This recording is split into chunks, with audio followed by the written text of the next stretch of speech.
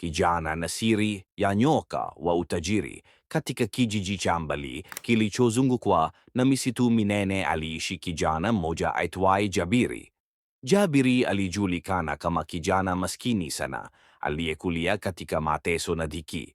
Licha ya bidii yake ya kulima na kufanya kazi za vibarua, maisha hayakuwahi kubadilika. Siku moja, akiwa njiani kurudi nyumbani jioni, Jabiri alikutana na mzee wa ajabu mwenye macho mekundu na sauti nzito. Mzee huyo alimwita kwa jina, jambo lililomshtua sana. "Ninajua unachokitafuta," alisema mzee huyo. "Utajiri unaotokana na nguvu za nyoka." Akiwa na tamaa na uchovu wa umasikini, Jabiri alikubali kusikiliza. Mzee alimpa nyoka mdogo mweusi na kumwambia kuwa nyoka huyo alikuwa na roho ya kale ya utajiri.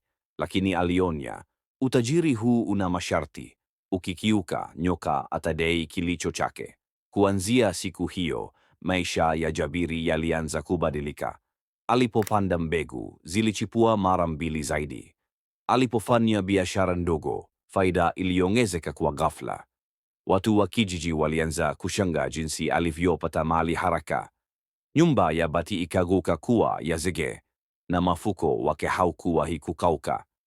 Lakini kila usiku, Jabiri alisikia sauti ya nyoka ikizungumza naye ndotoni, ikimtaka atimize kafara ndogo ndogo, damu ya kuku, kisha mbuzi. Kadri alivyopata utajiri zaidi, masharti yalizidi kuwa mazito. Siku moja, nyoka alizungumza kwa sauti ya kutisha. "Sasa ni zamu yako, Jabiri." Hofu ilimtanda. Aligundua kuwa utajiri ule haukuwa baraka bali mtego. Alikumbuka maneno ya mzee, nyoka atadai kilicho chake. Kwa ujasiri wa mwisho, Jabiri alikimbilia msituni usiku wa manane na kumrudisha nyoka pale alipompata. Aliacha mali yake yote, akabaki na mavazi aliyovaa. Asubuhi yake, Jabiri alipatikana akiwa hai lakini maskini tena.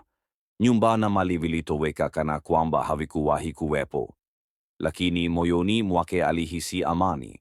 Tangu siku hiyo, watu wa kijiji walijifunza somo moja: utajiri wa haraka unaotokana na giza huja na gharama nzito kuliko umasikini wenye heshima.